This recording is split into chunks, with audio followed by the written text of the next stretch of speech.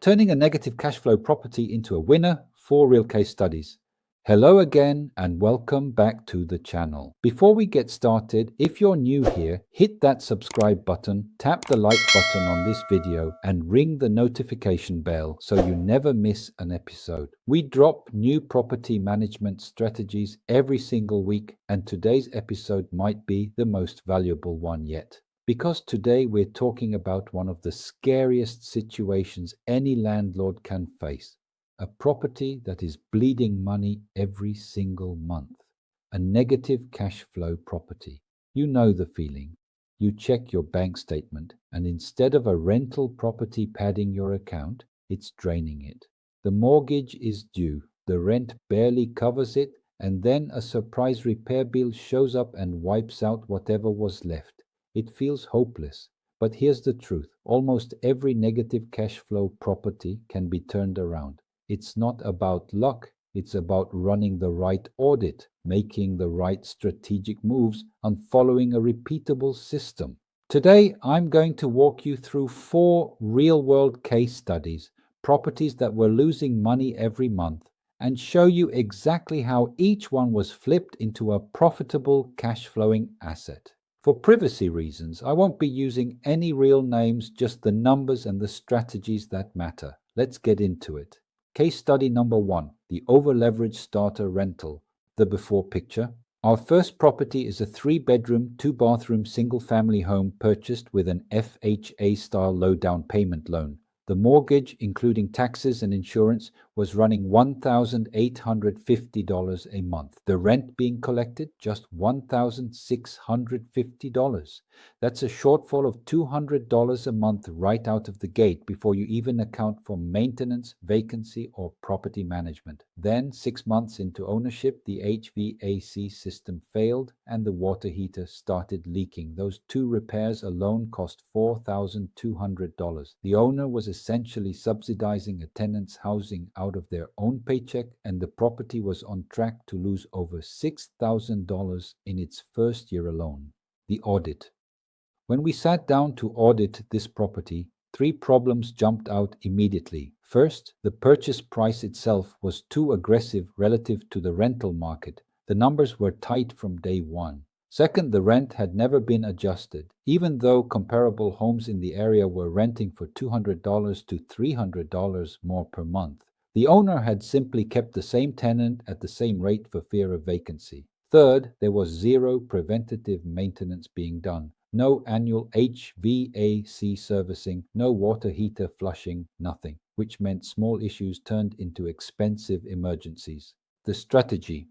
The first move was a market rent analysis, comparing at least 8 similar properties within a 1-mile radius.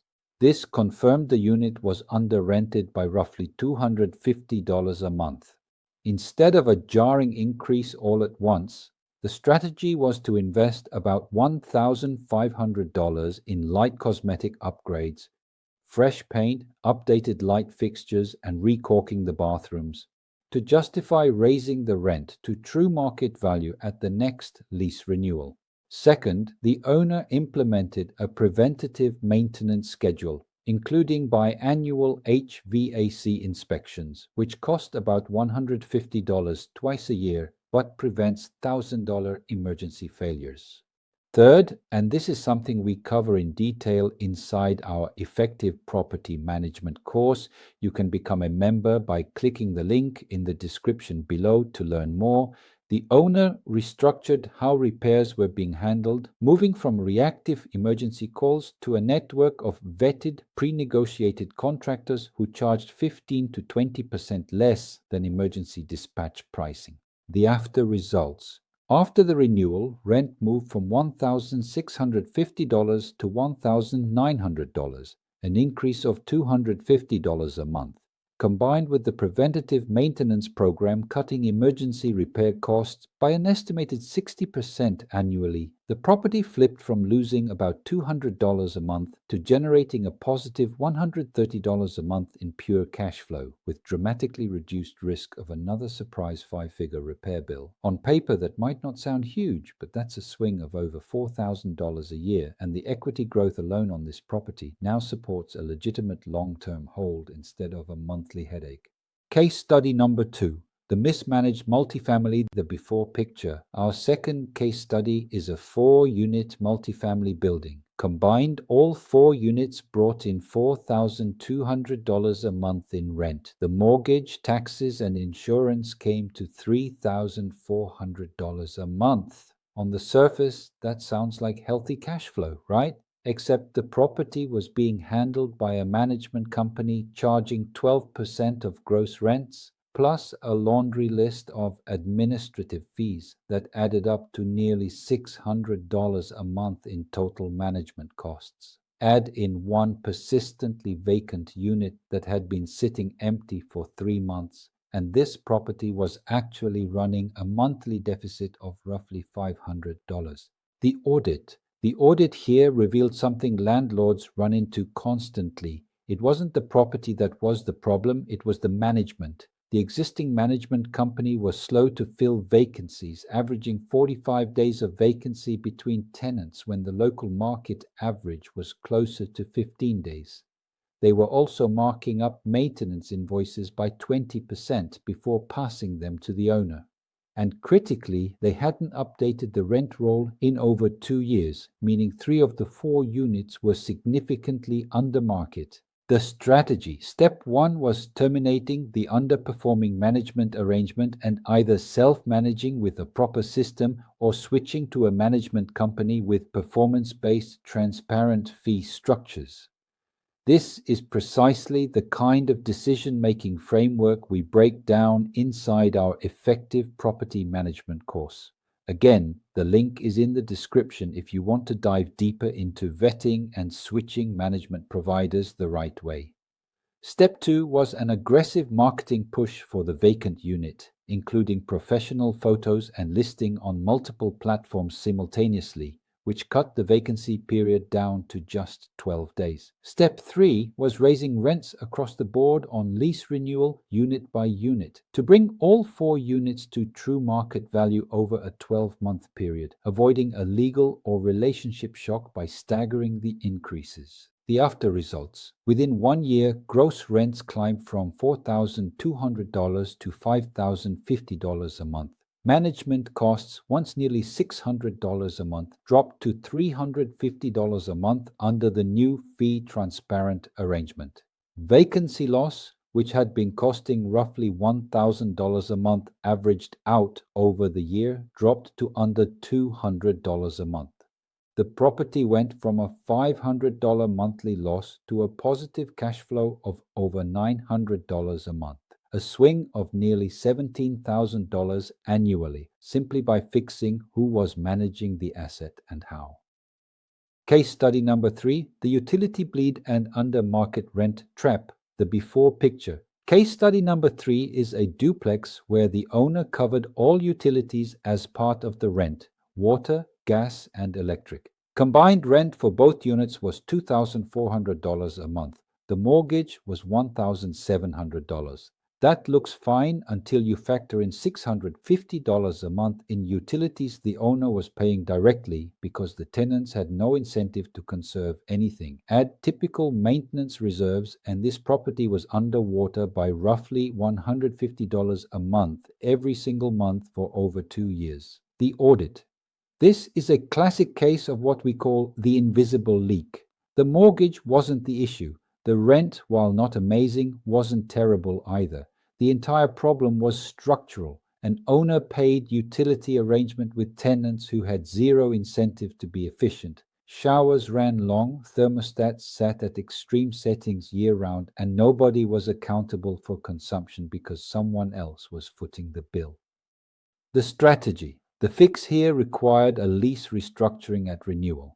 Each unit was sub-metered for electric and gas at a cost of about $800 total, a one-time expense, allowing tenants to be billed directly by the utility company for their own usage. Water was split via a flat monthly utility reimbursement fee added to the rent, calculated based on average past consumption. To make the transition smoother and reduce pushback, the rent itself was kept flat during the first renewal cycle, even though utilities were being removed from the owner's responsibility. Tenants were essentially trading a rent increase for taking over their own utility costs, which most view as more palatable. The after results: the owner's monthly utility expense dropped from $650 to roughly $80 for common area lighting and shared water pretreatment.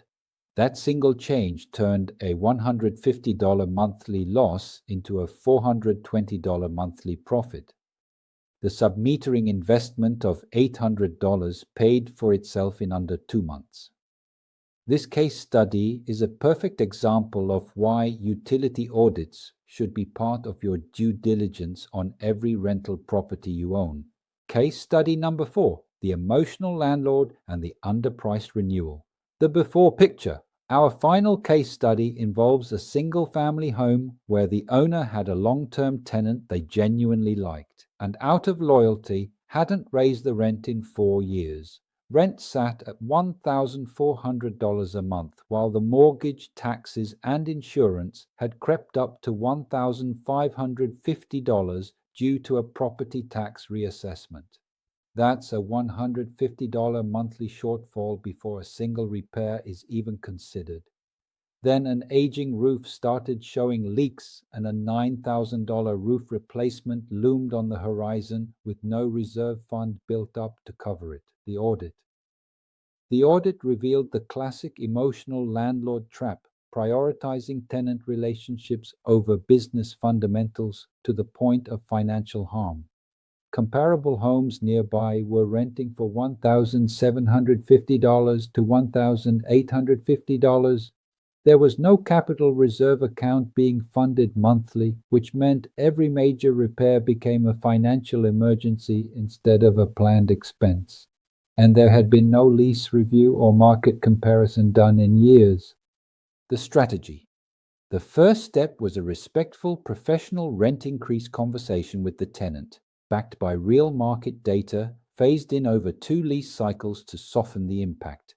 Moving from $1,400 to $1,600, then to $1,750 a year later. Second, the owner began setting aside 10% of monthly rental income into a dedicated capital reserve fund specifically for large ticket items like roofs, HVAC systems, and water heaters. Third, the roof replacement was financed through a home equity line rather than draining cash reserves in one shot, spreading the cost over time while the increased rent absorbed the additional payment. The after results.